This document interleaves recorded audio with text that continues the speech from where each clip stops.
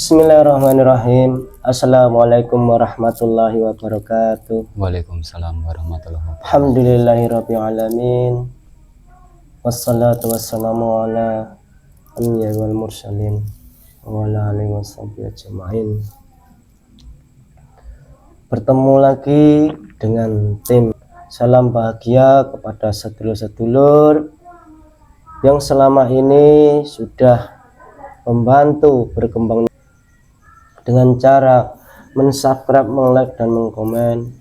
Mudah-mudahan kebaikan sedulur-sedulur semuanya Allah membalas beribu-ribu kali lipat kebaikan, dibukakan pintu-pintu rezeki yang halal yang barokah,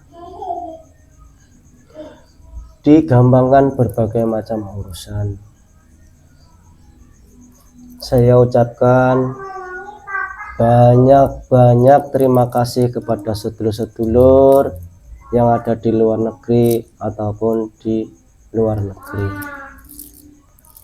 Di kesempatan hari ini mau mengungkap dari sisi gaib, kenapa di Pulau Jawa itu pulaunya itu dibandingkan pulau-pulau yang lain itu agak kecil, tapi kenapa penduduknya itu yang paling padat, dan kenapa di seluruh dunia ini kok orang-orang Jawa pasti ada. Dari itu kami dari tim Padepokan Putra Bengawan mau mengungkap sebenarnya itu ada misteri apa. Sebelum kita mulai, saya mohon doanya sedulur semuanya, mudah-mudahan ini nanti bisa berjalan dengan lancar, tidak ada halangan sedikit apapun. Amin. Untuk menyingkat waktu, monggo kita mulai proses mediumisasinya. Di kesempatan hari ini kita ditemani dengan mediator kita, Mas Dul Rahman. Sebelum kita mulai, kita mau membersihkan dulu biar nanti tidak ada penyusup. Bismillahirrahmanirrahim.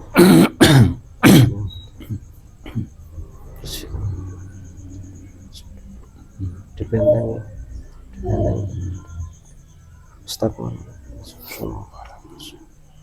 Semoga ya Mas dan Bismillahirrahmanirrahim. Ya Allah, sesosok gaib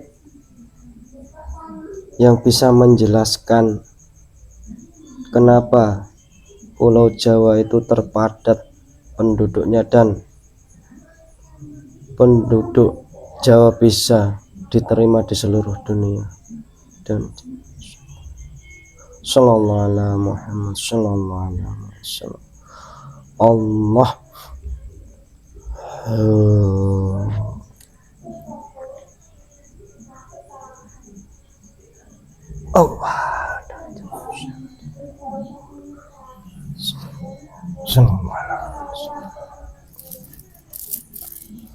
dan sinkron dengan kebenaran, energinya menyesuaikan.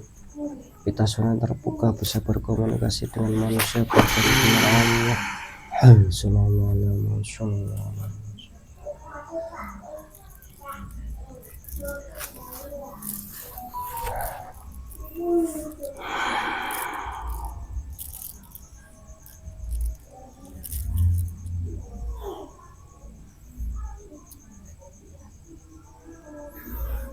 Assalamualaikum. Waalaikumsalam warahmatullahi wabarakatuh. Mohon maaf, panjenengan ini siapa sama?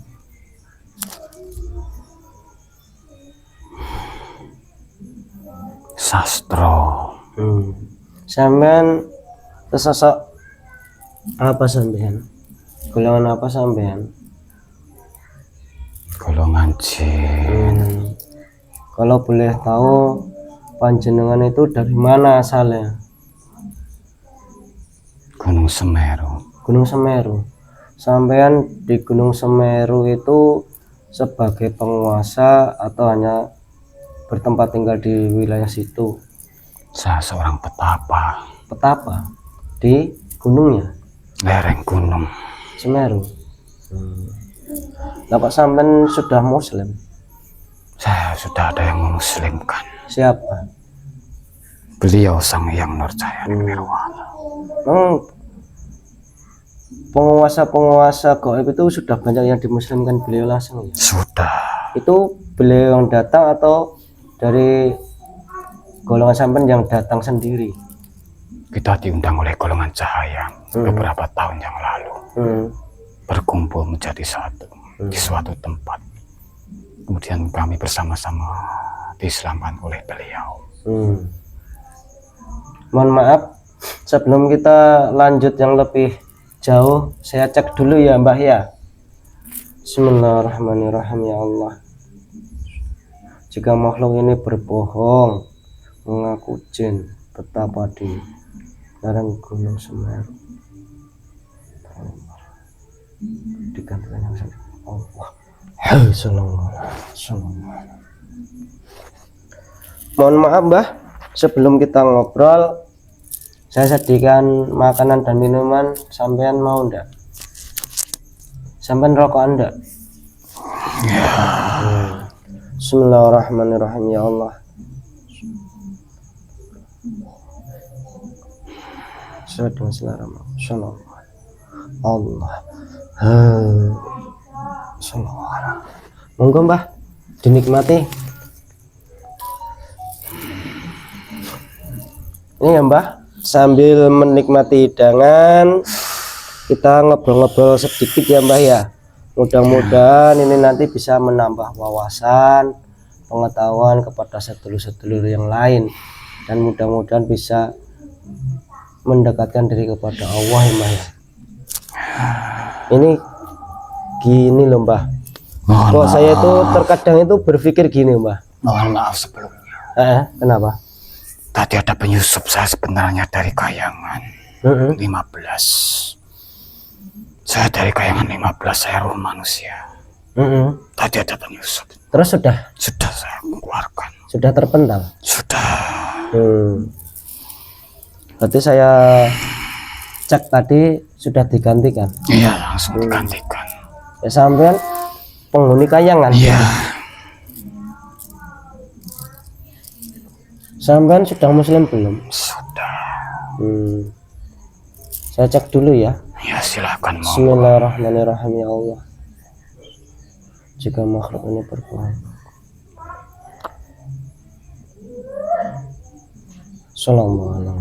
Allah. Yang tadi kok tahu sampean tadi adalah penyusup gimana Mbah? Tidak bisa sinkron kejar saat ini. Saya tahu. Langsung terlempar tadi. Iya. Ya, sampean itu sesosok roh atau apa sampean? Saya roh manusia. Roh manusia? Iya. Di Kayangan 15. Roh manusia itu dari zaman sekarang atau zaman dulu? Zaman dahulu. Oh, itu dari seorang raja atau tokoh agama atau gimana sampean? Punggawa kerajaan. Punggawa kerajaan? Iya. Yang sampean itu mempunyai tugas tidak? Saya ada tugas di sana. Sebagai apa sampean? Penasehat. Penasehat siapa? Raja kamu. Nah, sampean itu rencananya mau ditaruh jasadnya siapa sampean? Rahasia. Saya dulu dari kerajaan Singosari. Saya akan menitis keturunan dari kerajaan Singosari. Singosari.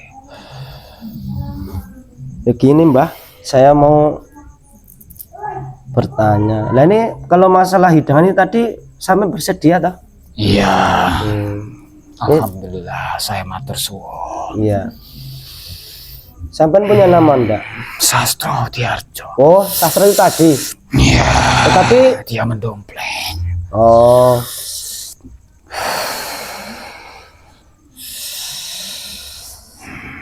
Ini Mbah, tadi kan saya itu dari kecil itu berpikir Mbah, kenapa kok Jawa itu kan dibanding pulau-pulau di Nusantara ini, dibanding Kalimantan, Sumatera, Papua itu kan lebih kecil, Mbah.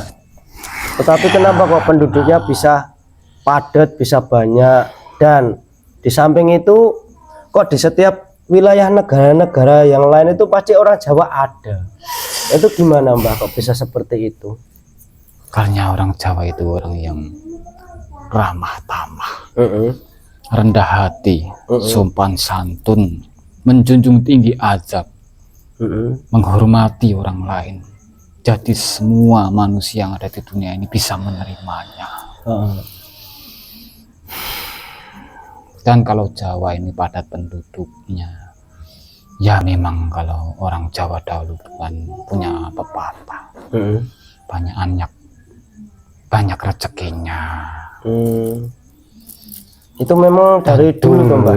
Dan Pulau Jawa ini dulu kan pertama kali manusia yang menginjakkan kaki di bumi ini ya menginjaknya di Pulau Jawa ini. Oh, manusia pertama kali yang ada di dunia itu yang ada di bumi ini pertama kali yang dipijak itu di tanah Jawa ya, Mbak? Benar sekali, Nah, kalau manusia pertama kali itu nggih Kanjeng Nabi Adam atau ada manusia yang lain, Mbak? Nabi Adam alaihissalam. Itu malah yang diinjak itu di tanah Jawa pertama kali. Iya, di tanah Jawa ini. Ini tanah tertua di dunia ya. Di Pulau Jawa ini.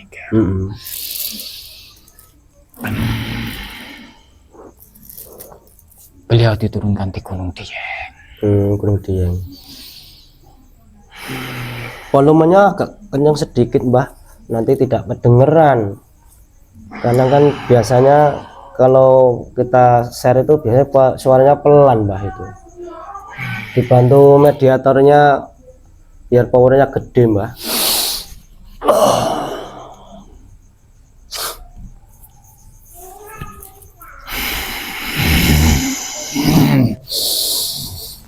Ya, sampun. Jadi dari pepatah itu dulu banyak anak banyak rezeki. Berarti orang-orang Jawa itu identik dengan anaknya banyak ya, Mbah? Ya dahulu kan belum ada banyak penduduk. Tanah-tanah itu kan masih luas, tidak seperti zaman sekarang ini.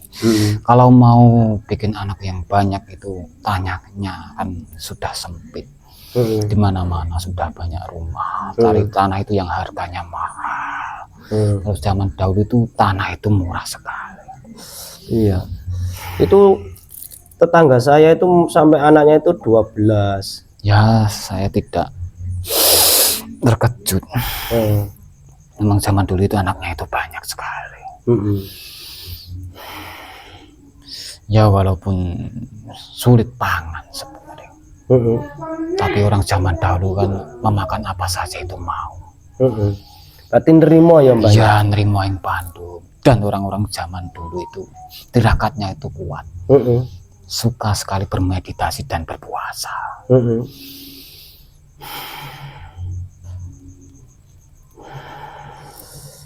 Berarti memang di Jawa padat penduduknya itu dengan ibaratnya memegang pepatah leluhur-leluhurnya ya, Mbak ya? Ya itu tadi. Karena orang Jawa itu dulu itu sebenarnya itu dekat dengan Sang Pencipta.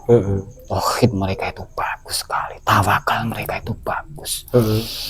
Walaupun anakku banyak, pasti Gusti Pangeran itu menjamin rezeki, ngasih makan anak-anak kami. Tawakal mereka itu bagus, berbeda dengan orang zaman sekarang ini. Iya, Mbah. Tawakal hanya dalam teori, tapi prakteknya juga sedikit diuji. Mohon maaf, sudah sandarannya sudah bukan kepada Allah. Katanya orang tua saya dulu juga begini, Mbah. Wong tua perkosa ora apa-apa, sementing anak turunnya do kepenak. Nah, itu tadi. Itu orang-orang tua saya dulu ya seperti itu, Mbah. Orang-orang dulu itu puasa agar anak cucunya itu tidak ada yang kelaparan kemudian hari. Ya seperti itu. Doa-doa orang. Jadi orang-orang Jawa itu berkeyakinan itu kalau anak banyak rezeki itu memang ibaratnya sudah mengakar ya Mbah ya. Iya, sudah terjaman dahulu sudah mereka praktekkan. Ya sebenarnya ya terjamin juga rezekinya sebenarnya. Tidak ada orang sampai yang serakah memakan harta saudaranya, menipu karena takut kelaparan. Itu minim sekali orang-orang zaman dahulu itu. Kehidupannya itu rukun, tentram, kumpul-kumpul, ya makan seadanya, tetapi tetap ada yang dimakan. Dan tidak istilahnya itu gerangsang. Karena simbah-simbah saya dulu itu pekerja keras Mbah. Jadi sebelum subuh itu sudah bangun. Ya emang zaman dahulu orang-orang dahulu itu pekerja keras, selalu bangun sangat pagi sekali. Semangat kerjanya itu tinggi sekali, tidak ada yang bermalas-malasan. Iya Mbah, saya dulu itu kecil kalau bangun itu kesiangan dimarahin bapak saya Mbah, katanya ya walaupun kamu itu cuma duduk-duduk atau ngapain ya harus bangun dulu. Itu katanya rezekinya nanti yang dipatok ayam. Dipatok ayam lah itu tadi. Pepatah orang zaman dahulu ya sebenarnya itu benar. Kalau orang bermalas-malasan itu hanya akan menyempit rezekinya. Ya sebenarnya dari segi tawakalnya kan ada. Kalau orang itu mau semangat bekerja, istilahnya itu wong ngobah itu mesti mamah. Berarti kalau kita berusaha pasti Allah itu membuka pintu rezeki. Ora obah ya ora mamah.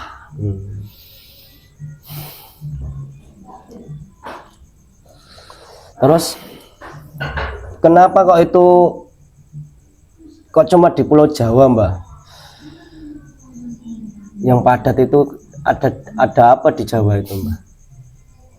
Ya kalau pulau ini kan pulau yang diberkahi sebenarnya. Kehidupan masyarakat itu tentram dan damai. Subur makmur tanahnya. Makanya betah penduduknya di sini itu. Menanam apa saja itu bisa tumbuh, bisa tumbuh. Ibaratnya ungkang-ungkang jadi petani saja sudah bisa untuk hidup. Berbeda di luar negeri itu tanahnya itu tandus.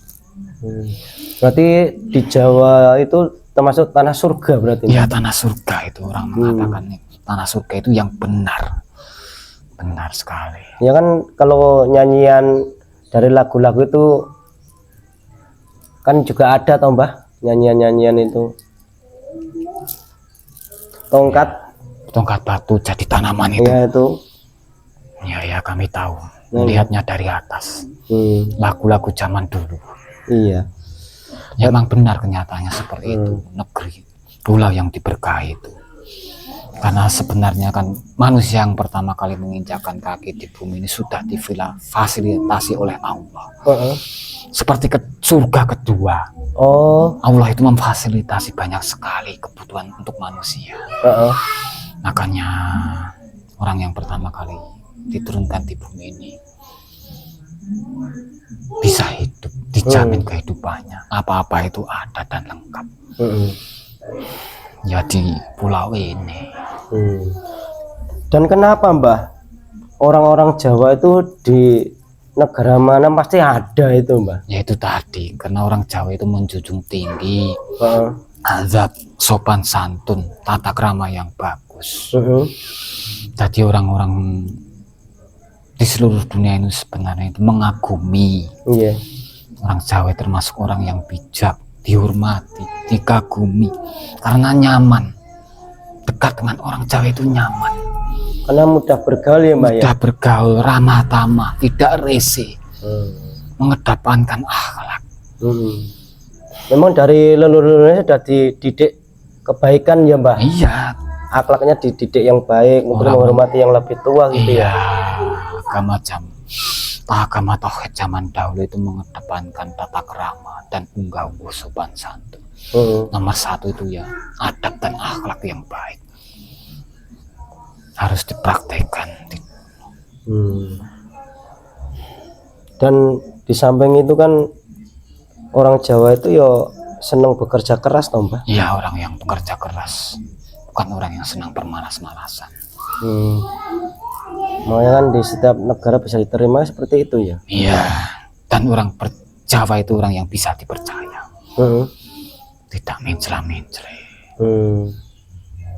Kan dari sejarah orang Jawa itu kalau di pangku akan Dipangku mati, seperti huruf Jawa itu dipangku mati. lah ya. Ya istilahnya itu kalau orang Jawa itu dibombong, Ya. dijunjung, dilemlem lah istilahnya. Dihormati itu pasti Bukan akan dihormati, dilemlem, dipuja-puja, ya, dibangga-banggakan, dipuji. ya, dipuji-puji, itu akan jatuh. Iya. Kan merasa, ya kan timbul kesombongan dan kebanggaan diri. Makanya zaman Belanda itu sudah tahu kelemahan orang Jawa. Makanya bisa menjajah selama sekian ratus tahun. Ya kelemahannya orang Jawa itu tadi. Dilemlem, kamu saudaraku, disanjung-sanjung. Berarti Kemudian tidak tegaan ya Mbah. Tidak Berarti tegaan, orang Jawa itu tidak tegaan. kalau dia Welas asihnya itu tinggi. kalau kita malah diajak saudara itu kita malah semakin dekat ya Mbak ya. Iya, tidak tegaan, semakin dekat. Oh, itu saudaraku, semakin raket istilah Jawanya itu. Semakin raket. Berarti semakin mengerat persaudaraan. Iya, semakin tresno. Walaupun orang yang baru dikenal, tapi kalau dia tuh menganggapnya saudara, ya seperti keluarga sendiri, akan dijadikan keluarga sendiri. Karena welas asihnya orang Jawa itu tinggi sekali. Tapi kalau dibikin masalah yo Wah, ndadi. Orang Jawa itu ya kalau ada orang bikin masalah ya. Kalau kita sudah menghormati tapi kok malah disepelekan, tidak dihargai ya bisa marah ya Mbak. Bisa marah sebenarnya. Makanya orang Jawa itu kerisnya itu ada di belakang, bukan di depan. Kenapa Mbak itu? Berbeda dengan suku. Ya ada kan suku di sini yang senjatanya di depan, petentang-petentang. Ya saya tidak mengenakan siapa-siapa. Karena orang Jawa itu tidak mau terlihat, istilahnya terlihat sombong lah. Itu filosofinya keris di belakang itu apa Mbah? Ya walaupun orangnya itu kelihatannya ya istilahnya tidak sakti, tapi sebenarnya dia itu juga berani kalau ada orang yang melawan. Tapi tidak menonjolkan. Oh ternyata filosofi tidak menyombongkan diri. Nah itu tadi filosofinya seperti itu. Makanya kerisnya itu di belakang.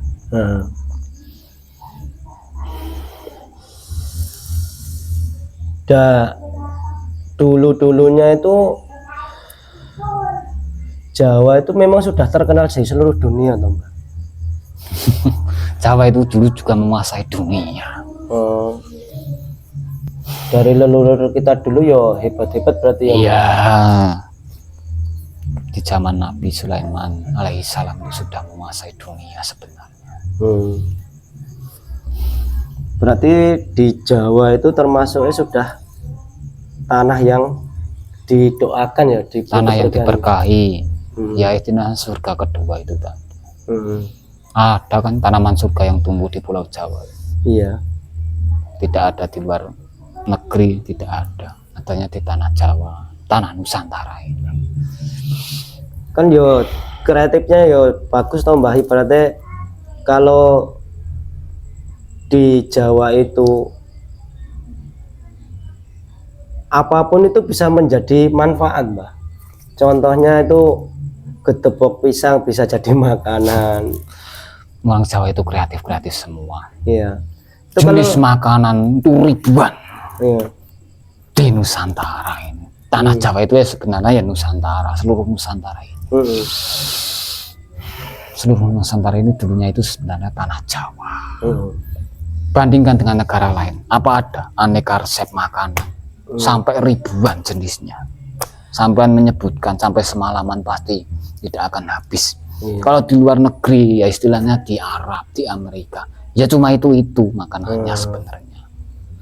Berarti beda sekali dengan di orang Jawa itu pandai beradaptasi dengan keadaan ya Mbak. Iya. Karena sopan santun dan gaulnya yang bagus. Ya memang dari kecil itu sudah digembleng dengan hidup prihatin itu tadi ya Mbah ya. Iya. Menyesuaikan dengan lingkungan. Di mana bumi dipijak, di situ langit dijunjung. Ada istilah pepatah seperti itu. Dia itu selalu menghormati orang pribumi dimanapun dia itu berada. Menghormati, menghargai.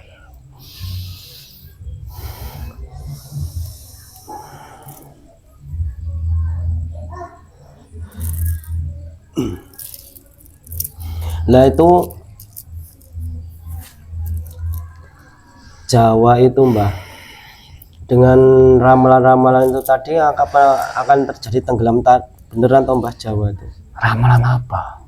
Yo berarti dari sejarah-sejarah itu katanya Jawa itu mau tenggelam itu bener toh Mbah? Sedangkan menurut sampean itu Jawa itu tanah surga, kok bisa terjadi seperti itu gimana? Ya karena masanya itu sudah tepat. Pulau ini akan dibersihkan karena ya negara ini sudah tidak seperti tanah Jawa yang dulu. Orang-orang sekarang itu tidak seperti orang dulu yang menjunjung tinggi tata krama. Orang zaman sekarang itu sudah meninggalkan budaya-budaya leluhurnya, adab sopan santun leluhurnya, tata kramanya yang bagus itu sudah ditinggalkan.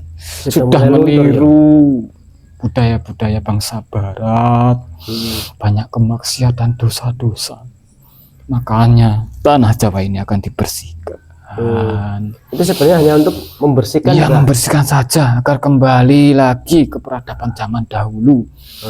Yang adab, sopan santun, unggamu, tata krama yang bagus itu agar bisa tercermin lagi ya, tercermin kembali, dipakai kembali, dijadikan pakaian kembali. Biar menjadi contoh Mbak. Iya, dicontoh agar menjadi panutan bangsa-bangsa lain. Ya intinya itu agar terjadi cokro manggilingan. Bumi ini akan direstart ulang kembali, peradaban zaman yang dulu, yang bagus. Tata kramanya akan dijunjung kembali, dimunculkan kembali. Karena kalau tidak dibersihkan dulu akan sulit sekali. Karena orang-orang zaman sekarang ini sudah terkontaminasi dengan adat istiadat budaya orang-orang barat.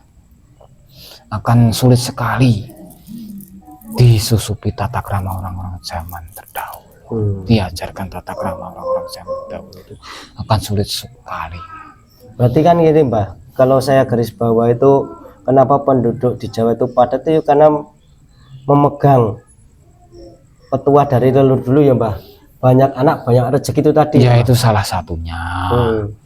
Dan juga karena ya surga kedua itu tadi, makanya penduduknya itu betah yang tinggal di sini. Merasa dan nyaman. Juga banyak yang datang di sini dan betah. Karena budayanya itu sangat ramah tamah. Sangat ramah tamah, tanahnya subur, damai kehidupannya.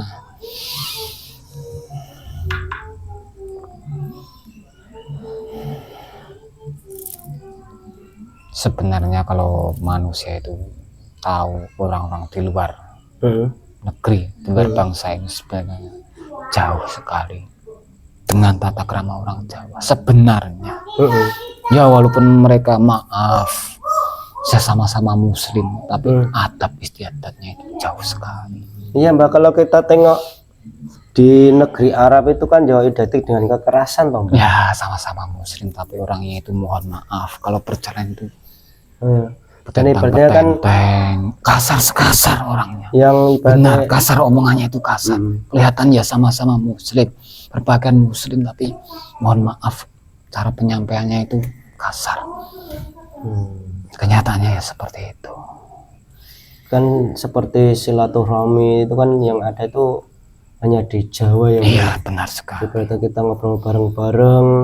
Kalau di Arab itu kan jarang-jarang Mbak kalau tidak ada event-event. Tidak ada. Nah ya, berarti kan lebih baik di adat Jawa ya Mbak ya. Guyub rukun, ya. Gotong royong, sambatan. Di luar negeri itu enggak ada. Nah ya, di Jawa itu ada. Lucunya itu sebenarnya, bikin rumah rumah saya sendiri, orang-orang kok pada bantu, tidak dikasih uang kok mereka merelakan tenaganya. Iya loh. Karena kerukunan yang sangat luar biasa. Di luar negeri itu tidak ada, mereka cuek dengan dirinya sendiri, Oh, berarti kan keluarganya sendiri. itu termasuk yang membuat tanah Jawa itu banyak penduduknya ya seperti itu Ya, ya, itu masih tadi sayur kerukunan rukun, itu tadi ya. gotong royong. Kan kalau di negara mana yang ada seperti itu, Mbah? Tidak ada. Berarti kan hitungannya itu uang ya, Mbah ya? Iya. Dengan Soalnya kesibukan masing-masing. keluar keringat ya harus mendapatkan uang. Hmm. Berbeda dengan orang-orang yang ada di tanah Jawa. Tapi sekarang itu sudah mulai luntur, Mbah. Gotong royong itu sudah mulai luntur sekarang itu, Mbah. Ya itu tadi karena budaya barat yang masuk. Lebih pada mementingkan dirinya sendiri. Terus sebenarnya kan dari kecil nih loh, Mbah, saya itu kan kalau dari tetangga ada yang mau bangun rumah itu kan bantu. Sekarang tuh jarang, Mbah, kalau sudah ada bayaran. Sudah mulai luntur. Iya. Ya karena teknologi yang semakin maju itu juga mempengaruhi. Mudahnya mencari uang itu juga mempengaruhi. Kalau zaman itu dulu itu sebenarnya mencari uang itu ya sulit sebenarnya. Tetapi anak banyak ya tidak kerepotan toh, Pak? Tidak, karena orang Jawa dulu dan sebenarnya tawakalnya itu tinggi sebenarnya. Kan ya lucu ya, Mbak. Sekarang itu kan anaknya sedikit-sedikit tapi kok malah dari segi kerukunan itu sama berkurang, Mbak, kalau sekarang itu. Ya malah penipuan, korupsi. Enggak, maksud kan gini, Mbak. Kan harusnya kalau anak sedikit kan ekonominya lebih meningkat, Mbak. Tapi kalau sekarang itu malah pada miris, Mbah, di dalam ibaratnya kehidupannya kayak kurang keberkahan itu loh, Mbah. Dulu anak banyak itu setiap anak itu dikasih tanah, dibangun rumah. Kalau sekarang itu anak sedikit malah susah, Mbah. Ya karena tawakalnya kurang. Apa memang keberkahannya ya sudah mulai berkurang, Mbah, karena kurang yakinnya sama Allah itu tadi. Nah itu tadi tawakalnya itu tadi kan kurang. Sandaran mereka itu salah. Terlalu mengandalkan logikanya. Saya harus menjadi, mohon maaf, orang yang punya hasil sekian per bulan, harus mendapatkan uang itu harus ditarget untuk ini untuk itu. Berbeda zaman dahulu, alah sesok lah ya enek. Iya. Zaman sekarang ditarget setiap bulan harus dapat segini, biar nanti nggak kelaparan, biar cukup buat ini. Memang zaman dahulu lah sesok lah ya enek, Besok pasti ada gitu ya, Mbah ya. besok pasti ada. Tenang. Kalau sudah ada makan sudah tenang ya, Mbah ya. Tenang yang nomor satu sebenarnya itu. Kan dulu itu yo jarang ada sistem utang-utang, itu kan susah dulu, Mbah. Beda dengan zaman Kalau sekarang. zaman sekarang itu banyak sekali, mudah sekali hutang, tapi ya itu tadi riba. Makanya proses membuat riba keberkahan yang itu berkurang ya itu ya, iya, Mbah. karena adanya hutang piutang dari riba itu kan membuat dosa yang cukup besar sebenarnya. Kan sih Mbah saya dulu itu mewanti-wanti, mbahmu iki ra tau utang le, ya utangi wedi. Tapi wong saiki kok malah dogo gampang kayak utang. Ya karena ada sistem riba itu tadi, dimudahkan. Jadi memang ada itu tadi pihak-pihak yang mau menjerumuskan ya, Mbah ya. Ya dari bangsa barat sebenarnya yang membuat sistem riba itu. Perbankan itu sebenarnya dari sistem barat yang mau menghancurkan umat muslim, agar doa-doanya umat muslim itu tumpul kalau sudah memakan uang dari riba. Mereka tahu kalau doa-doa orang muslim itu sebenarnya itu tajam seperti pedang. Doa itu pedangnya orang muslim. Tapi ya itu tadi, orang Yahudi itu tadi mencari kelemahannya lewat riba itu tadi. Ya, terima kasih ya, Mbah, dialognya panjenengan. Ya sama-sama. Matur suwun sampean sudah bersedia hadir di sini, berkenan hadir di sini. Jika saya banyak salahnya ya mohon maaf sebesar-besarnya, Mbah. Ya sama-sama, saya juga mohon maaf jika ada salah-salah penyampaian saya, ada yang tersinggung, Mohon maaf sebesar-besarnya. Ya mudah-mudahan ini bisa menambah, bisa bermanfaat lah Mbah intinya. Ya, Ya semoga. kita itu bisa kembali dengan ibaratnya pemahaman leluhur kita yang ibaratnya tawakalnya yang didahulukan. Iya, dipraktekkan benar-benar. Ya. Tidak hanya di mulut. Tawakal jangan hanya di mulut, tapi harus dipraktekkan, benar-benar dipraktekkan. Sampean undur diri, lanjutkan tugasnya sampean nggih. Assalamualaikum warahmatullahi wabarakatuh. Waalaikumsalam warahmatullahi wabarakatuh. Bismillah. Keluar.